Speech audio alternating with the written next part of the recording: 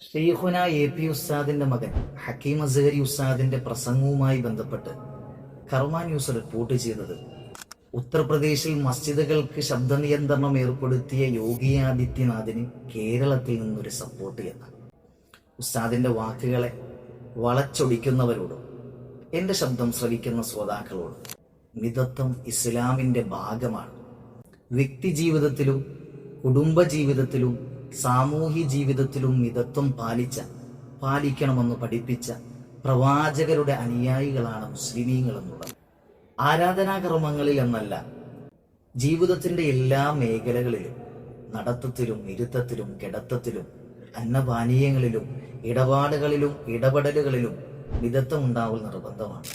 തൻ്റെ മുന്നിലിരിക്കുന്ന തൻ്റെ ശിഷ്യഗണങ്ങളോടും താൻ ഇഷ്ടപ്പെടുന്നവരോടും തന്നെ ഇഷ്ടപ്പെടുന്നവരോടും മുസ്ലിം സമുദായത്തോടും ആരാധനാകർമ്മങ്ങളിലാണെങ്കിൽ പോലും നിങ്ങൾ മിതത്വം പാലിക്കണമെന്ന് പറഞ്ഞ ഉസ്താദിന്റെ പ്രസ്താവനയെ ഒരു വ്യക്തിയുടെ ആരാധനാ സ്വാതന്ത്ര്യം നിഷേധിക്കുന്ന, വർഗീയത പറയുന്ന, കാഷായ വസ്ത്രത്തിന് യോഗ്യനല്ലാത്ത യോഗി ആദിത്യനാഥിനോട് ചേർത്തു പറഞ്ഞത് ഒട്ടും നന്നായില്ല എന്നാണ് പറയാനുള്ളത്.